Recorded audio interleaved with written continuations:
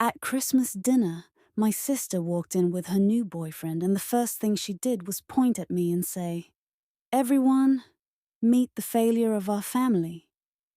My parents laughed. She smirked. And her boyfriend just sat there quietly, watching the whole thing like he was taking notes. Then, right when my sister thought she'd humiliated me in front of her perfect new man, he leaned back, smiled at her, and said, "Interesting, because as of this morning, you're fired." No one at that table saw it coming, not even me. For a few seconds, no one breathed. My sister's mouth opened and closed like she was trying to reboot her brain. My father blinked hard, like he'd misheard. My mother's fork froze in mid-air. What? Claire finally stammered. Lucas didn't raise his voice. He didn't act smug. He didn't even look angry. He looked done, calmly, decisively done. "You're fired," he repeated, as if he was confirming a meeting time. "I let you know this morning. You didn't check your email." The air snapped. Claire's voice shot up so fast it cracked. "Fired! Lucas! What are you talking about? You can't fire me! We're dating!" He tilted his head slightly. "You worked under me," he said. "And dating you didn't exempt you from the rules." Her face went red. "You didn't say anything yesterday." "That was yesterday," he replied. "And you'd already given me more than enough reasons to reconsider keeping you on." My mother jumped in, flustered and waving her hands. "Hold on. There has to be some misunderstanding." Lucas held up one hand gently, cutting through the noise without raising his voice. "No misunderstanding." He looked at Claire directly. "You constantly ignored deadlines. You talked to your team like they were beneath you. You took credit for other people's work. And when you were corrected, even politely, you acted like you were being attacked." My sister's eyes widened. "That's not true." "And," he added calmly, "you tried to use our relationship to get out of responsibilities. Several times." She froze. Completely. That part she clearly didn't expect him to say out loud. He leaned forward, elbows on the table. "And today, this." He gestured around the table, at our parents' laughter, at her smug introduction, at me sitting there trying to disappear into my chair. "This just confirmed I made the right decision." My parents bristled at that, not out of concern for me, but because suddenly they were being pulled into the criticism. "What does this have to do with anything?" my father snapped. Lucas didn't flinch. "You're asking me why your daughter speaking to her own sibling like that matters?" The silence that hit after that was heavy. My mother tried a different approach, the performance tone she used when she wanted things polished and pretty. She was joking. Families tease. "No," Lucas said simply. "That wasn't teasing. It was humiliation." "And you laughed at it." My parents stiffened. Claire's voice cracked again. "So, you're dumping me too?" He paused, then spoke gently, almost sadly. "You fired yourself long before I did." Her breath hitched. Her eyes glossed, not from heartbreak, from embarrassment. Claire never handled humiliation well, especially when she didn't control the narrative. My father's jaw clenched so hard it looked painful. "You can't speak to my daughter like that." Lucas turned his gaze on him, respectful, firm, unshaken. "With all due respect, sir, someone needed to." He looked at me next. Really looked at me, not pitying, not dramatic. Just acknowledging that I existed in the room. Something my family rarely did. And the strangest part was how calm he remained through all of it.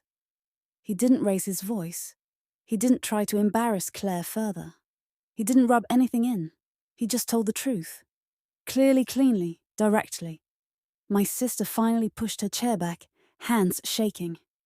"You blindsided me," she whispered. Lucas gave a small shake of his head. "No, you blindsided yourself. This," he gestured at her earlier mockery, "is who you chose to be." The room felt like it was holding its breath. Then he added, almost quietly, "And I'm not going to be with someone who enjoys tearing down their own sibling." That was it. The moment that cracked everything open. My parents didn't know where to look. My sister was trembling between anger and embarrassment.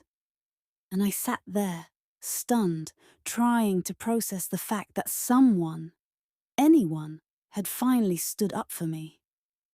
But it wasn't over. Not even close. Because Lucas hadn't even gotten to the part that would change everything about how my family saw him and how they saw me. The table was silent in a way I'd never experienced before. Not judgmental, not smug, just stunned. It felt like everyone was waiting for someone else to say something first. But no one could figure out what the right thing was anymore. Claire finally found her voice. "You embarrass me," she said, her tone shaky, but switching into the self-pity mode she always used when cornered. "In front of my family. On Christmas." Lucas didn't soften. "You embarrassed yourself long before tonight," he said. "I'm just the only one who said it out loud." My parents both shifted uncomfortably, their earlier confidence draining fast. My mother tried again, voice gentle but stretched thin. "You didn't have to do this here. You could have spoken privately." Lucas stayed calm. "Privately is where I gave warnings, guidance, extra chances.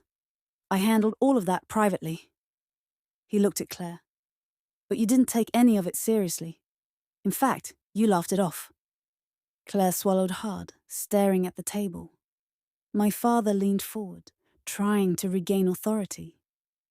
"What exactly is your role at this company? You make it sound like you have a lot of power." Lucas nodded once. "I do." The room shifted. Until now, my parents thought he was some mid-level supervisor.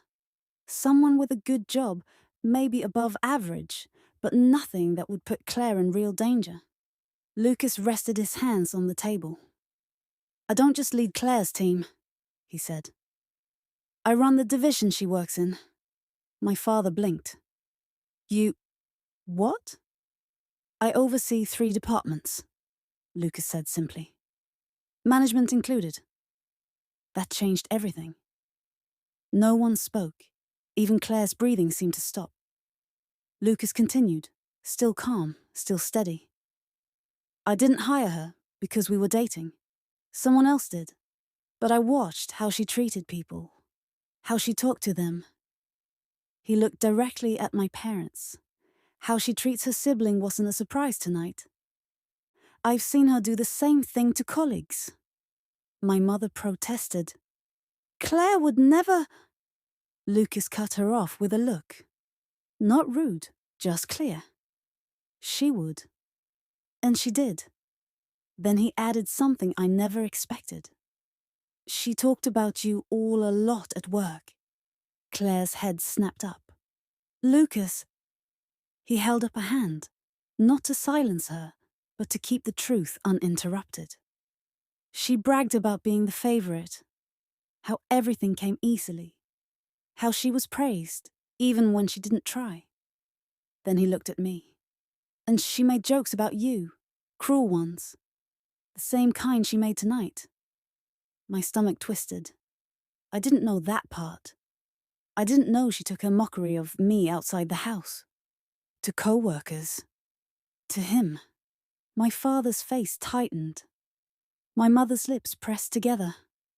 Lucas leaned back in his chair, exhaling slowly. I ignored it longer than I should have. I kept telling myself she'd grow out of it, that her confidence just needed direction. He paused. But she didn't want direction. She wanted superiority. Claire whispered, "Why are you doing this to me?"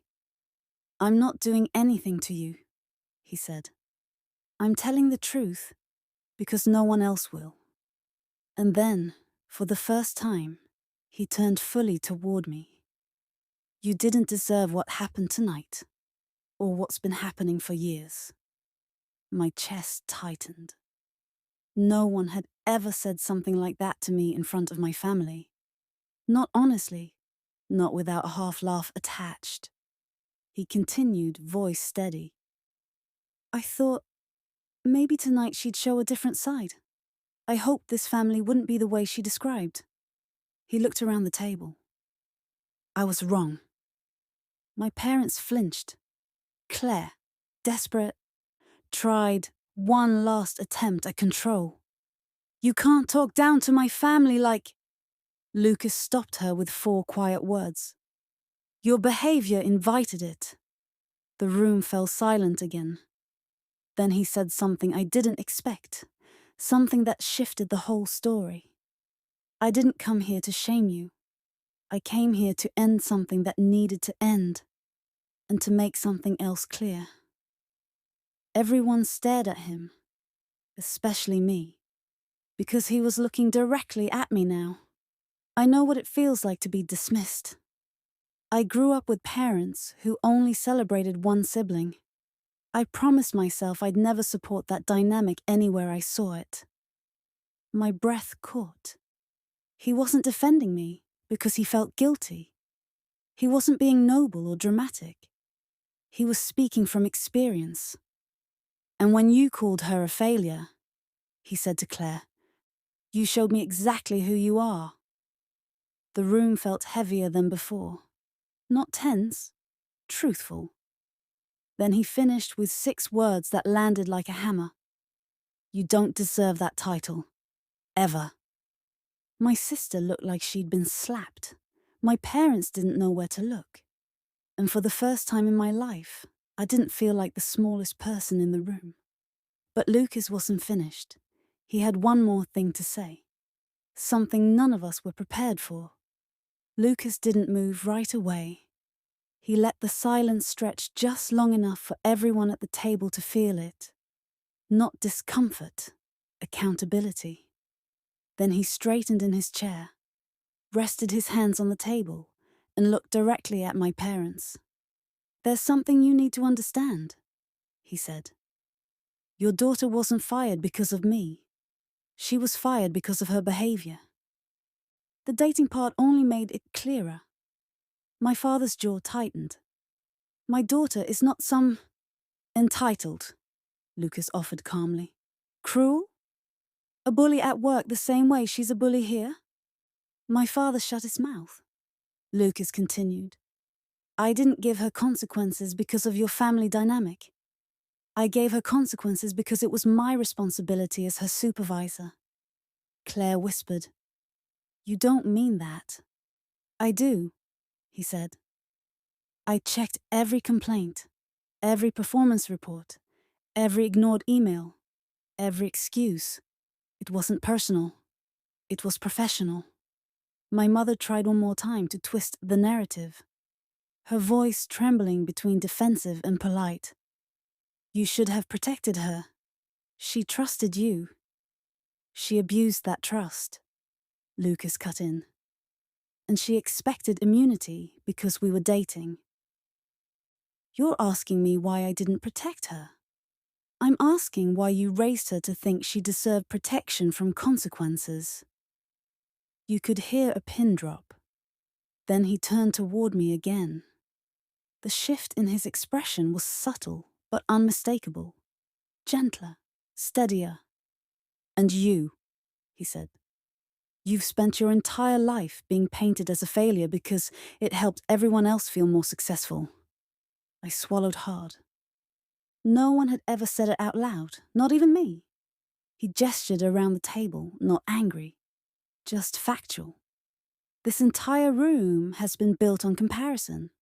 Your sister performs confidence. Your parents perform pride. And you, You've been assigned a role you never agreed to play. My mother opened her mouth to protest, but Lucas didn't give her the chance. Do you know the real reason I was able to fire Claire so easily? He asked. No one answered.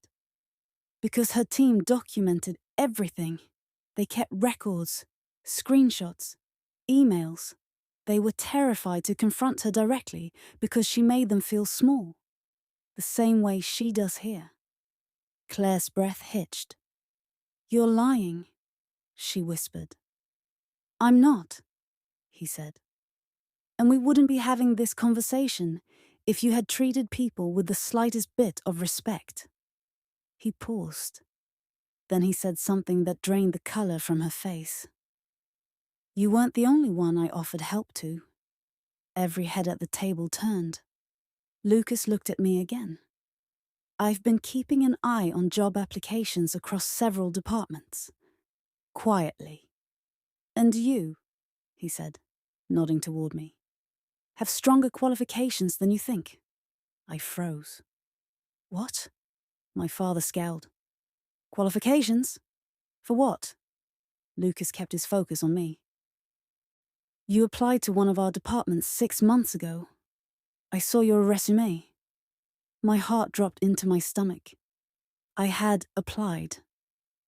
I never heard back. I assumed I'd been rejected instantly. You didn't get a response, Lucas said, because the whole hiring process was paused. Company restructuring. It wasn't about you. I felt heat rise in my chest. The kind that comes from realizing you weren't the problem all along. And if you're still interested, he continued, there's an opening now. A good one. And you're a candidate worth considering. Claire's eyes widened with horror. You're going to hire them? After firing me? Lucas didn't blink.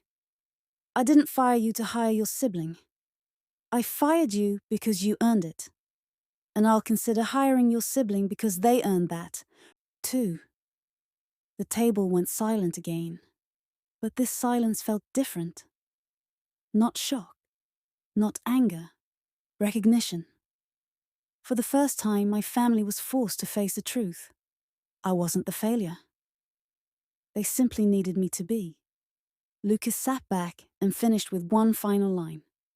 Maybe this family needed tonight more than any performance review. My parents' faces dropped. Claire looked like her world had cracked open. And me. For the first time in my life, I didn't feel small. I felt seen. I felt valid. I felt like the entire story I'd been forced to live in had finally been rewritten. Not by me, but by someone who refused to play along with the lie. But the night wasn't over. Not even close. Because what happened next changed everything permanently. For a long moment, nobody moved. My parents just sat there, stiff and stunned, like they were trying to piece together a version of the night that made sense in their old reality. But nothing fit anymore. Claire stared at Lucas with a mix of betrayal and shock, her voice barely a whisper. You ruined Christmas. Lucas shook his head slowly. No. You tried to ruin your sibling. The rest is just fallout. My father finally found his voice.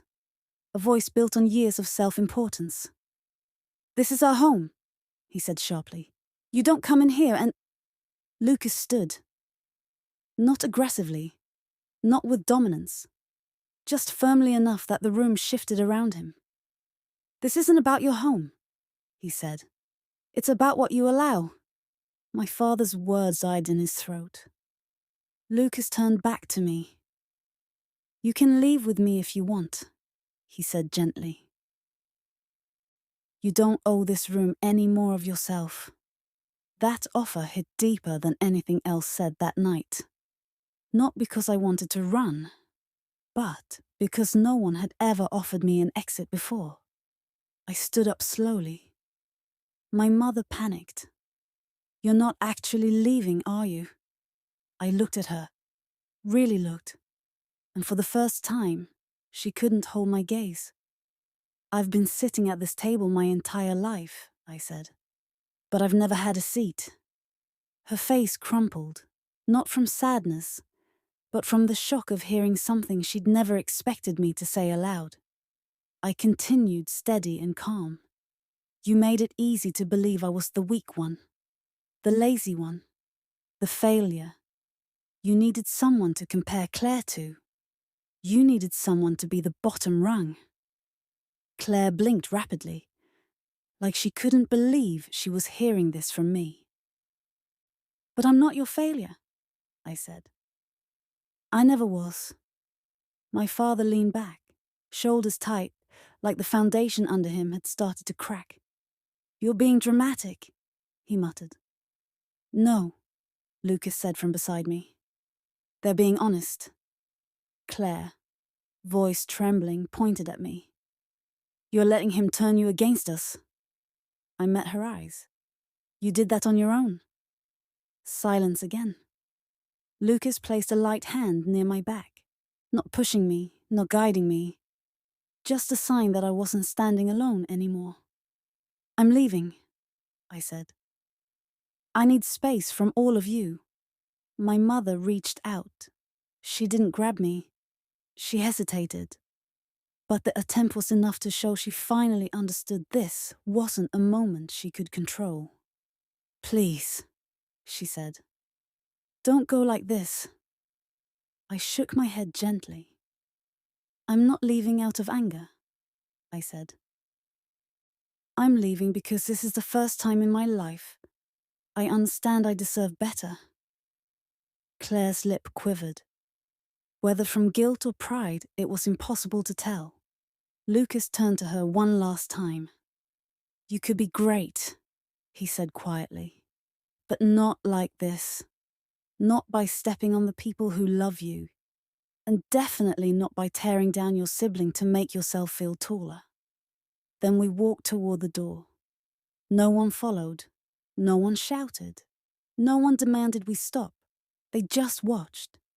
And that was the real shift. When we stepped outside, the cold air hit my face like clarity. Lucas waited until we were halfway down the walkway before he spoke. "You okay?" I nodded, slowly, honestly. "I think I will be.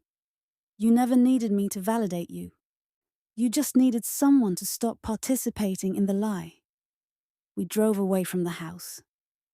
And with every mile, the years of being the family failure felt less like a sentence and more like a story someone else had forced onto me. Thanks for listening. See you next time. Thank you. Don't forget to hit the subscribe button